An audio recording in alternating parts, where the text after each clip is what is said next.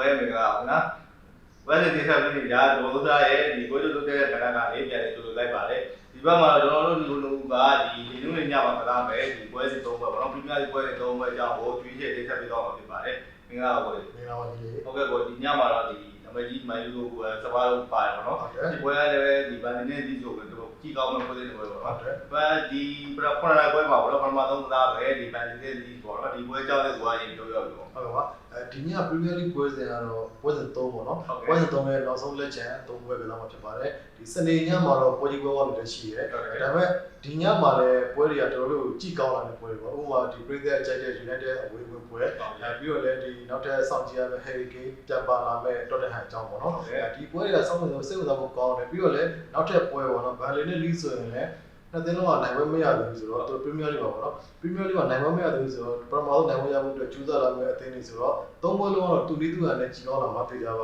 တယ်ပထမဆုံးပွဲကတော့ဒီ Burnley နဲ့ Leeds ပေါ့နော်သူတို့ကတော့ဒီည9နာရီခွဲမှာကျင်းပမှာဖြစ်ပါတယ်ဒီ Burnley ရော Leeds ရောသူတို့ကပြီးခဲ့တဲ့ဂျားရဲ့ကာလာဘလာမှာတော့နိုင်ပွဲရည်တည်ကြခဲ့တယ်ဒီ Burnley ကတော့ Newcastle နဲ့အဝေးဘက်မှာဒီ penalty ဆုံးဖြတ်တဲ့နိုင်ခဲ့တယ်ဒီ Leeds United ကတော့ Crewe ဆိုတဲ့ဒီအောက်တန်းအသင်းငယ်လေးကိုပေါ့နော်သုံးဖို့ပြည့်တဲ့နိုင်တယ်ဒါသူတို့အတွက်တော့ဒါပထမဆုံးဒီရာသီထွက်ပေါ့နော်ဒီရာသီမှာပထမဆုံးနိုင်ပွဲတွေဖြစ်ပြီးတော့ပထမဆုံး Premier League နိုင်ပွဲရဖို့တော့ကတော့အဲ့ပွဲတွေကတကယ်ခွန်အားတွေဖြစ်လာတယ်ပေါ့နော်ဟုတ်ကဲ့ရှင်းပွဲတွေမှာတော့ဒီဗန်လီဆိုရင်လည်းဒီခြေသွားအသိပြီးမကောင်းဘူးပေါ့နော်တိတ်ပြီးတော့အားရတယ်မရှိဘူးပြီးတော့လည်းဒီကတော့ဒီကြားထဲမှာပေါ့နော်နေရာဒီမှာသူသိပြီးတော့အားမခဲ့တာဘူးဥပမာသာဒီနည်းလေးဒီလိုက်ပြီးတော့ကစားမလိုက်ပွဲလုပ်နေပေါ့နော်ချိန်နေနေတာမှာသူ့နေနဲ့ညီနှစ်ကအတိုင်းကစားနေရတယ်ပေါ့နော်အဲ့လိုချက်ပြီးမှဒီရလက်ကတော့တိတ်ကောင်းကစားမထားနိုင်ဘူးသူကလီကိုကြည့်မယ်ဆိုရင်ကိုယ်နဲ့လူပေါ့နော်အဓိကကိုယ်နဲ့လူဒီဖေးလေးပေါ့နော်ကဲဖေးလေးမပါတဲ့နေတာမှာဒီပထမပွဲမှာလည်းဒီဘိုးတွေများနေပေါ့နော်ယူနိုက်တက်ကိုဘိုးတွေများပေးရတယ်ဒီကပွဲမှာလည်းဒီမှာကိုသွားပေးရတဲ့နေရာမှာတီးမြောက်ဝယ်ရတယ်ပေါ့နော်အဲ့ဒီမှာဒီပြက်ပြေးသားရဲ့ဒီလက်စိမမှန်တဲ့ကစားနဲ့လည်းဒီစနေကပြတ်သွားကြောတော့ဒီသဘောတွေပြန်ပေးရတဲ့နေရာမှာအမှတ်တွေတော့လေအခုလိုတမတ်ပဲရတဲ့နေရာမှာဒီပွဲမှာလည်းတင်းနေပေါ့ဗောနော်သူလည်းကဲဖေးဖေးရဲ့ဒီရှိပွဲမှာဗောနော်ပြန်ပါလာတယ်ကဲဖေးဖေးပြန်ပါလာတဲ့နေရာမှာသူဒီပွဲမှာနိုင်ပွဲဗောနော်တင်းနေပေါ့ပြန်ရှာပွဲမှာသိရပါတယ်ဟုတ်တယ်ဒီဘန်လီသိကောင်ပြောမှာဆိုဘန်လီကတော့ပထမဆုံးအဖွင့်ပွဲပေါ့နော်အဖွင့်ပွဲဆိုတော့အခုလိုမျိုးအိမ်မျိုးမှာကစားခဲ့ရတယ်ဒါပေမဲ့ Brighton ကိုဥဆောင်ဖို့တင်ပြီးမှချစ်ပါဘောနဲ့နိုင်ဖို့ပြီးခဲ့ရတယ်ပြီးခဲ့တဲ့ပွဲစဉ်နှစ်မှာတော့ဒီ Champion ဟောင်းပေါ့နော် Champion ဆုကိုပြောင်းမှန်းနေတဲ့တပောင်းနဲ့ကစားခဲ့ရတယ်နှစ်ဂိုးပြတ်ရှုံးတယ်အဲ့ပွဲမှာတော့ဒီ Brighton နဲ့ပွဲရဆန်ခြေစွမ်းအသိမဆိုးပေါ့နော်ဒီလီဗာပူး FA ဘက်မှာဒီပြန်လဲနည်းနည်းလေးပေါ့နော်အပြန်လဲနည်းနည်းပါးချိန်ချောင်းနိုင်ခဲ့တယ်အဓိကတော့ဗန်လီကတော့ထုံးစံတိုင်းပေါ့နော်သူက physical ဘက်အောင်အားကိုးပြီးကစားတာပေါ့အဲ့ဒီပွဲတွေကစားမယ်ခက်ချမ်းချမ်းကစားမယ်ခက်ချမ်းချမ်းအတင်းဝင်တင်ထွက်ဖြတ်လို့ကစားမယ်ပေါ့နော်ဒီ Leeds United ကတော့သူတို့ကတော့ထုံးစံတိုင်းပဲဒီအတက်အဆင်းမြင်တယ်လေဒီသင်းလုံးတက်သင်းလုံးဆင်းပေါ့နော်အဲ့လိုပုံစံနဲ့ကစားရဲဆိုတော့ဒီဘက်မှာလည်းဗန်လီက action ဖြစ်ပေမဲ့ခက်စစ်အားပြုကစားလာနိုင်တယ်တစ်ဖက်က Leeds United ကတော့ဒီနီးပြ BSR ရဲ့ထုံးစံနီးပြအတိုင်းပေါ့နော်ဒီနီးပြအတိုင်းပဲဖိအားပေးကစားလာနိုင်တယ်ဗန်လီကတော့လီရဲ့အားနဲ့ချက်ကပါလဲဆိုတော့သူ speed တွေအများကြီးပေးတာပေါ့နော်အဲ့တော့ clean မှန်နဲ့ထိုးဖောက်နိုင်မလားဒီဘွဲကလည်းတကယ်ကိုဆုံးဖြတ်စရာကောင်းနေပါတယ်ဟုတ်ကဲ့ဗောဒီဗန်လီကိုကြည့်မှဆိုလည်းဒီတူးနေတယ်ဗောနော်နောက်ဆုံးနေအပြီးပြရင်တော့နောက်ဆုံးအိမ်ဝင်ငါးပွဲသက်ကိုရှုံးထားတယ်ဗောနော်ရှုံးထားတယ်ပြီးတော့တစ်ဖက်ကဒီကိုကြည့်မှဆိုတော့သူကတော့တက်စစ်ကောင်းလို့ပြတ်တာလာတယ်ဗောနော်နောက်ဆုံးပြီးမှဒီနောက်ဆုံး6ပွဲသက်ကိုသူနေနေတော့နေတော့9ဒီပဲဝင်လာတယ်ဆိုတော့သူရဲ့တက်စစ်ကောင်းကိုပေါက်နေတာသူရဲ့ဒီကိုယ်နဲ့ခက်တဲ့ဘာလို့လဲပြင်ဆင်မှုလိုတယ်ဒါပေမဲ့ဒီကြားထဲမှာဘလို့ကိုယ်နဲ့ခက်တဲ့ကမှာကယ်ဗီလေးပြန်ပါလာပြီဆိုတော့ဒီတော့ကိုခက်တဲ့တိုက်စစ်နည်းနည်းကြီးများရှိမှလို့တော့ထည့်တယ်ပေါ့နော်အဲ့လိုနေထားမှာကိုကဒီပွဲကြီးနေထားတဲ့ဒီသုံးသက်ချက်တွေပြောလို့ပေါ့ဟုတ်ဒီကြီးနေထားတော့30မှာဆိုတော့လီကတော့အဝေးဘက်မှာဘန်လီကိုမူလဖွင့်ထားတဲ့ level 35တွေအခုလို့ level 20 level 20ပေါ့နော် level 20ဖြစ်လာပါတယ်ဂိုးပုံကြီးကတော့3လုံးပေါင်း60 level 3လုံးပေါင်း85ဖြစ်လာတယ်ပေါ့နော်ပုံမှန်ပြောဆိုတော့ဒီဗန်လီတဲ့ပွဲတွေကဒီလိုကိုပုံကြီးပေါက်တာလက်ရှားတယ်ပေါ့နော်ဒါပေမဲ့အခုကစားမဲ့ဒီတန်ဘက်လီကလည်းခုနပြောထားတယ်ပေါ့နော်ဒီတိုက်စစ်ကောင်းပြီးတော့ခက်ဆက်ကတိတ်မကောင်းတဲ့အတွက်ကြောင့်ဒီလောက်ထိကြီးရကိုပုံကြီးကလည်းနည်းနည်းပြင်းနေတယ်ပေါ့နော်အဘောကဒီဘက်မှာဗန်လီမရှုံးတော့ဘူးထင်တယ်ပေါ့နော်ဗန်လီအနေဆုံးတည်ကစားတယ်လို့ထင်တဲ့အတွက်ကြောင့်မို့လို့ body out ပေါ့နော်ဒီဗန်လီ body ကိုပဲအကြိုက်လို့ပြပါတယ်ဟုတ်ကဲ့ဟိုဒီစီနေပါဘောနော်တစ်ဖက်မှာလည်းဆိုတော့စပါးပွဲရှိတယ်ဟုတ်တယ်ဒီပွဲကတော့ဒီတော်တရန်နဲ့ဒီဝက်ဖို့ပေါ့နော်ဒီပွဲကြောင့်လည်းဆက်သုံးသက်ပြီပေါ့ဟုတ်ကဲ့ပါတော်တင်ဟာကတော့ ဒီဟာဒီမှာတော့လူတွေကတိတ်မထင်ထားကြဘူးပေါ့နော်တိတ်မထင်ထားကြဘူးဒီပြလည်းအပြောင်းလဲပြုလုပ်ထားတယ်ဒီနီးပြတဲ့လူလိုဆန်တို့ကလည်းလူတိတ်အထင်အကြီးမခံရတဲ့လူပြနေပေါ့နော်ဒါပေမဲ့သူတို့ကတော့ဒီရာဒီနှစ်ပွဲ Premier League ပေါ့နော် Premier League ကနှစ်ပွဲကစားပြီးချိန်မှာဖြစ်မှန်ပဲကစားထားတယ်ဒီနီးပြလူလိုဆန်တို့ရဲ့ထုံးတဲ့တိုင်းပဲခံစစ်အထိုင်ပြုပြီးတော့ဒီတကိုးပြက်နေတယ်ပေါ့နော်1-0ကိုလည်းနှစ်ပွဲလုံးနိုင်ထားတယ်ဂျာလုံးပြနိုင်ထားတယ်အခုဒီပွဲမှာလည်းအိမ်ပွဲမှာကစားမှဖြစ်တဲ့ဒီတိုင်ဘက်ကလည်း Watford ဆိုတော့သူတို့အမှတ်ပြထည့်ရဖို့များတာပေါ့နော်အဲ့တော့ဒီ Tottenham ကမထင်မှတ်ပဲနဲ့ Champions League ဝင်မျှော်လင့်ချက်Champions League ဝင်မှုအတွက်ပေါ့နော်ပို့ပြီးတော့အားကောင်းလာတယ်လို့ပြောရထင်ပါတယ်ဟုတ်ကဲ့ဘောပြောဆိုပဲတော့ဒီ Champions ဘိုင်းကတော်တော်ကောင်းတယ်ပေါ့နော်ဒီနေ့ပါအဲ့ဒါတော့မှသူဝယ်ထားတဲ့သူကကစားမှာပေါ့နော်လူမဲလို့တော့မလုံးဝတော့ပေါ့နော်သူအနေထားမျိုးမှာသူ့အနေနဲ့ Champions ဘိုင်းကောင်းမှုပြတာလည်းသိရှိသေးတယ်သူကပြီးတော့ဒီကတော့ဒီ900ဝါနဲ့တော့ခန်းသေးကိုဝိတ်ကန်တယ်ပေါ့နော်ဝိတ်ကန်တဲ့နေရာမှာပြီးခဲ့ဝက်မှာဆိုလည်းဘူးကိုဒီလုံးဝဟိုဆောရက်ကိုပြောသွားပြီးတော့ဘယ်လိုလဲတော့ပိတ်ထားနေတာဘူးနေတဲ့ဆိုတာပြန်မလွှဲနိုင်မဲနဲ့ဒီရှုံးသွားတယ်ပေါ့နော်ပြီးတော့ပြီးခဲ့ဝက်မှာလည်းဒီအဓိကပဲလူဟဲ့လေးပြပါလာတယ်ပြီးတော့ဘိုးနှစ်ကိုတော့တွင်းပြီးခဲ့တယ်ပေါ့နော်သူတို့နေသားထဲမှာဒီဘူးတော်တရားနေနဲ့ပေါ့နော်တော်တော်လေးဒီပွဲတော့ပေါ့ပြည့်စုံတယ်လို့ကျွန်တော်ထင်တယ်ဘဘိုးကြည့်ပဲဆိုလည်းဒီဘဘိုးကကြားရမှာပေါ့နော်ကာရာဘောင်းမှာဒီဝဲလေးကိုနိုင်ထားတယ်ဒ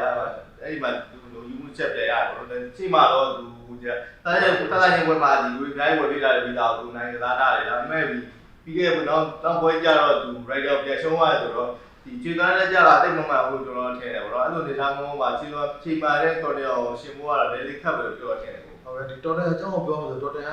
နောက်ထပ်အားသာတက်ကပါလဲဆိုတော့သူတို့အတင်းပြောင်းမှလို့တင်ကြီးနေတယ်အဓိကတက်ဆန်ကို Harry Kane ပေါ့နော်။ Harry Kane အဲ့ Pagos Ferreira နဲ့ပွဲမှာသူက quarter မှာပါလာတယ်။ပါလာပြီးတော့ဒီ3ဂိုးပြတ်နိုင်တဲ့ပွဲမှာသူက2ဂိုးသွင်းပြီးတော့ဒီခြေစွမ်းလည်းပြခဲ့တယ်။ယုံကြည်မှုလည်းကစားသမားကိုပရိသတ်တွေစီပေါ့နော်။ပရိသတ်တွေစီယုံကြည်မှုလည်းတန်ရပြီဆိုတော့ဒီ Tottenham အသင်းကလည်း Europa Conference League မှာအောက်ဆုဆင့်ကိုတက်သွားတယ်ပေါ့နော်။ပထမကျတော့1-0နဲ့ရှုံးတယ်။လူကျော်အိမ်ပွဲမှာ3-0နဲ့နိုင်တယ်။အဲ့တော့သူနှစ်ကြော်ပေါင်းကြလက်နဲ့ဒီအောက်ဆုဆင့်ကိုတက်သွားပြီ။အားလုံးတော့ဒီ Tottenham တို့ကတော့အားလုံးကဒီပန်းခင်းလည်းပြန်ဖြစ်သွားတယ်နော်။ဒီတော့ဆိုရင် Harry Kane ကိုဆုံးရှုံးမှမနေထားရပြီးတော့လည်းပါကျော်တော့ရှုံးထားတယ်ဆိုတော့ဘာပြောဖိအားတွေများခဲ့တယ်။အခုကကျတော့အဲ့လိုမဟုတ်တော့ဘဲနဲ့သူတို့တို့ကပန်းခင်းလည်းဖြစ်လာပြီဆိုတော့အခုအိမ်ကွင်းမှာလည်းကန်ရမှာဆိုတော့သူတို့တို့ကဒီနောက်ထပ်နိုင်ပွဲရအောင် Premier League မှာဆိုဂျာနှုန်းဖြစ်ပေါ့နော်။ဂျာနှုန်းဖြစ်နိုင်ပွဲရဖို့ပူတော်မှဒီဂျာကတော့များသွားလို့ပြောတော့ထင်ပါတယ်။ဟုတ်ကဲ့ပြီးတော့လည်းဒီတက်စစ်ပါပေါ့နော်တက်စစ်ပါကဲတယ်ဟိုလို Harry Kane ပြပါလာလို့နော်။ရင်ကတော့ဒီဆောင်းမင်းဘတ်ဝေးရဲ့ဒီဘူလာပေါ့နော်။ဟုတ်တယ်။ဘာလဲပြီးတော့ကိုလည်းဒီ Harry Kane နဲ့ပြပါလာဆိုတက်စစ်ပါရပေါ့နော်။ရင်ကလည်းပုံပြီးထပ်ပြလာပြီးတော့လည်းကိုယ်လည်းပိုင်းမှာလည်းသူနေနေပေါ့နော်လူငယ်လေး skill ကိုသူကနေရာပေးတယ်ပေါ့နော်ဒီနူနိုဆန်တို့ကသူကလည်းရှင်းတော့ပြနိုင်တဲ့နေရာမှာဒီတိုက်စစ်ပိုင်းတဲ့ကိုယ်လည်းပိုင်းတော့ချိတ်ဆက်မှုတွေကောင်းပြီးတော့ပေါ့နော်ဒီပွဲမှာ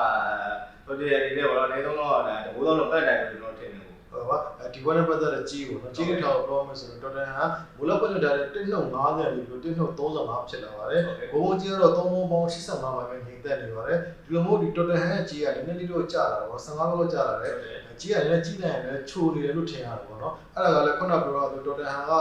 ဒီ Premier League မှာတဘောပြတ်တယ်ပဲနိုင်ထားတာများတယ်ပြီးတော့လည်းဂျာယက်မှာဒီ Europa Conference League ကစားခဲ့ရဆိုတော့ဒီဒိုင်တွေကပွဲပန်းတယ်လို့ယူဆထားတယ်ပေါ့နော်အဲ့ဒါကြောင့်မို့လို့ဒီ Hobart ဒီပဲနည်းနည်းလေးမလူးတာမလွတ်တာပေါ့နော်ဒီလိုချင်းမျိုးဖွင့်ထားတာလို့ကိုကတော့ထင်ပါတယ်အဲ့တော့ဒီဘက်မှာတော့ကိုက Tottenham ကိုပို့ပြီးတော့အကြိုက်တွေ့မိတယ်ပေါ့နော် Tottenham အနိုင်တီးကြတယ်35ပြားနဲ့အပြည့်နဲ့လဲရမယ်ပွဲမျိုးပေါ့နော်အဲ့တော့ကိုကဒီဘက်မှာ Tottenham ပုံလိုပဲအကြိုက်တွေ့မိပါတယ်နောက်ဆုံးပွဲပေါ့နော်ဒီစစ်တိုင်းမှာကစားမယ်ဘူးခုနဲ့မှန်ပြီပေါ့နော်ဒီပွဲကြောင်းလေးပေါ့ဆက်လို့ဟုတ်ကဲ့ပါဒီပွဲကလည်းဘယ်လိုပြောရမလဲမျောလည်းမထားဘဲနဲ့ကြည့်ကောင်းလာတယ်ပေါ့နော်ဘာလို့လဲဆိုတော့အခုကလည်းနှစ်ပွဲ Premier League ပါပေါ့နော် Premier League မှာလည်းပွဲစတာကိုရှော့ရတယ်ပိုဆိုးတာတော့တိုက်ဆက်ကတကူမှမရသေးဘူးပေါ့နော်ဂျားလည်းမှာတော့သူတို့ကဒီ Nottingham Forest ဆိုတဲ့ဒီ Championship Club ပေါ့နော် Championship Club လေးကိုပြတ်နိုင်ပြီးတော့ဒီ Carabao Club မှာတတိယဆင့်တက်ထားတယ်United အကြောင်းပြောမှဆို United ကတော့ဒီ Premier League နှစ်ပတ်ကစားပြီးပါပြီသူကတခုရှိတာကဂျားရမှာ Carabao Club ပွဲမကစားခဲ့ရဘူးပေါ့နော်ဒီဥရောပဝင်ဝင်ရတဲ့အသင်းတွေကကာမောဘလောက်မတက်တဲ့ဆင်ချမ်းမှာစကစားပါပေါ့နော်အဲ့ဒါကြောင့်မို့လို့သူတို့ကဒီဘူးတဲ့ဆိုင်တော့အပြေဝအနာရထားတာပေါ့နော်ရထားတဲ့တစ်ချက်ပဲရှိရဘူးကလည်းဒီရသည်ပရမောနိုင်ဝဲကိုဒီဂျာရမှာရထားတာဆိုတော့အိမ်ဝင်လည်းဖြစ်တယ်အဲ့တော့ပရမောနိုင်ဝဲမဟုတ်ရင်တော့မှပရမောရမှတ်ပေါ့နော်ပရမောရမှတ်ရဖို့အတွက်အားကုန်ကြိုးစားလာမှတေးကြတယ်ပြီးတော့လည်းသူတို့ရဲ့အဓိကတောင်ပန်ကစားသမား Traoré ပေါ့နော်Traoré ကိုပြီးတော့လည်းဟာလိုက်နေတယ်ဆိုပြီးတော့တဲ့နေထွက်တယ်ဒါပေမဲ့ခုလို့သူတို့ကတော့လုံးဝမရောဘူးလို့အတီလေးပြောထားတယ်ပေါ့နော်အဲ့တော့ဒီဘက်မှာလည်းဒီ travel ကသူကအတင်းပြောင်းနေတယ်ဆိုပို့ပြီးတော့ကျိုးသွားလာတယ်ပြီးတော့လေဒီဈေးကွက်ပိတ်ဖို့ကလည်းတရက်ပဲလိုတော့တာပေါ့တရက်ပဲလိုတဲ့အချိန်မှာတော့ဒါမှလည်းသူ့ရဲ့အစွမ်းစားကိုပြချင်တယ်လေအဲ့တော့ဒီဘက်ကအခြေအနေအားလုံးအရာဘူးတင်တော့လုံးဝပေါ်ပေါ်လာမှသိကြပါတယ် ဟုတ်ကဲ့ကိုဒီပြီးတော့လေဒီပြပြတာဒီနေ့ပေါ့နော်မျိုးသားဒီနေ့သူ့နေတဲ့ဒီရှင်းတဲ့ပွဲဝတ်တာပေါ့နော်ဒီနည်းနည်းလေးအသားမကျရနေတာဖြစ်နေတယ်ပေါ့နော်ပြီးတော့လေဒီအတိတ်ခေါ်တာကလည်းမှာပေါ့နော်ဒီ drinker ပေါ့နော် drinker ကိုလည်းသူလည်းဒီတော်တော်လေးပေါ့နော်တောက်ပါလာလို့ကျေဝင်တက်မှတ်ထားတယ်ဆိုတာလည်းမှာပြီးတော့လေဒီတော်တော်လေးကောင်းလို့လည်းမှာဆိုပဲပေါ့နော်ရှင်းပွဲတွေမှာသူ့နေတဲ့ဒီ GB နဲ့ဆိုဒီ travel ရေးလို့လည်းချိတ်ဆက်နိုင်မှုအားနေတယ်အားနေဆိုပြီးအားနေဆိုတာအားနေနည်းနည်းအလှပထားတယ်ပေါ့နော်ဒီခေါက်တာထားတဲ့နေတာမှာနည်းနည်းချိတ်ဆက်နိုင်မှုနဲ့နေတဲ့နေတာမှာဒီတက်စီပါတာအားနေတယ်ပေါ့နော်ပြီးခဲ့တဲ့ဒီစပါးတဲ့ပုံမှာတော်တော်တိတာပေါ့နော်အချိန်လုံးဖိထားပြီးတော့အချိန်လုံးထိုးဖို့ကစားနေတဲ့နေရာမှာအဆုံးဘက်ကတော်တော်ကြီးအားနေတဲ့အနေထားရောက်သွားတဲ့ချိန်တာအဲ့ဒီအချိန်ကြီးကြောင့်ပေါ့နော်တော့ထုံးရတယ်ပေါ့နော်လက်စားပွဲမှာလည်းအဲ့လိုအနေထားတွေတွေ့ရတယ်ပေါ့နော်အဲ့ဒီအားကြောင့်ပေါ့နော်ဒီပြနေနေဒီပြတိနေတဲ့ဒါလေးကိုနည်းနည်းမိုင်းတဲ့ပွဲမှာပြင်ဆင်ဖို့လိုတယ်ပေါ့နော်မိုင်းယူကတော့ဟိုတည့်တဲ့အတိုင်းပေါ့နော်ရှင်းပွဲမှာဒီဒီချက်ပွဲမှာတော်တော်ကောင်းတယ်ဒီကဘိုးပြသွင်းတယ်ဆိုတော့အကုန်လုံးပြန်လာပြီးတော့ထင်တယ်ပေါ့နော်ဒီဒါဒီတော့ဒီတော့ကိုကြည့်ကောင်းပြီးတော့ထည့်ခဲ့ပေမဲ့ဒီဆော်လတန်ကိုကြာတော့သွားပြီးတော့ဒီကန်တဲ့နေထားမှာနည်းနည်းလေးပေါ့နော်မင်းတို့ထုတ်ကြရဖြစ်နေတယ်ဒါအဲ့ဒါကြောင့်ဒီဆိုးချနေတယ်ပေါ့နော်ဒီပွဲမှာလည်းပြန်ပြီးတော့ရုံးကပြဖို့လိုတယ်ပေါ့နော်အဲ့လိုနေသားမျိုးမှာတင်းလုံးကဒီရွေးတဲ့ပုံစံနဲ့ကစားလာပဲချင်းနေတယ်ပေါ့နော်ဒီပွဲရတော့ကြီးနေပါပေါ့နော်ပြီးတော့လည်းဒီဆန်တူပါဆန်ရဲ့နောက်ဆုံးပွဲဆိုတာလည်းဟိုမင်းလည်းလို့ကြည့်ကောင်းတဲ့နေထားမှာကျွန်တော်ဒီပွဲမှာဒီပွဲကပေါ့နော်ပြန်လာပေါ့နော်ပြန်လာသုံးဖို့တိုင်းနဲ့လည်းကြည့်ကောင်းလို့တော့ထင်တယ်ပေါ့ဟုတ်တယ်အဓိကတော့ဒီရဲနဲ့ပတ်သက်လို့ပြောရမှာဆိုတော့ဒီပြဆိုရှယ်ပေါ့ဒီပြဆိုရှယ်ရဲ့ဒီထုံးပုံတွေဒီဟာအခင်းကျင်းများနည်းနည်းလေးပြောကြလေးရှိတယ်ပေါ့နော်ပြီးခဲ့တဲ့ league နဲ့ပွဲတော့ league ကဒီတိုက်စစ်အားနှိမ့်နေတယ်ပေါ့နော်တိုက်စစ်အားနှိမ့်နေတဲ့အတွက်သူကကိုယ်နဲ့ခန့်တဲ့သမား2ယောက်ပေါ့နော် front နဲ့ mid domain ကိုတွဲသုံးတယ်ဒီပေါ့ပေါ့ကိုဘေတောင်မချပို့လိုက်တယ်ပေါ့နော်အဲ့တော့သူအဲ့ပုံမှာသူ့ရဲ့ပြကကွက်တိဝင်နေတယ်ပေါ့နော်ကွက်တိဝင်ခဲ့တယ်ဒီ league ရဲ့ဒီတိုက်စစ်ကိုဒီကိုယ်နဲ့ခန့်တဲ့2ယောက်က live ဖြတ်နိုင်တယ်ပေါ့နော်ဒါပေမဲ့သူကအဲ့ဒါကိုသဘောအရင်ကြောက်သွားပြီးတော့ဒီ Southern ဘွဲမှာအဲ့တိုင်းထက်သုံးတယ်တခုပဲပွာသွားတာကဒီ metro media ကိ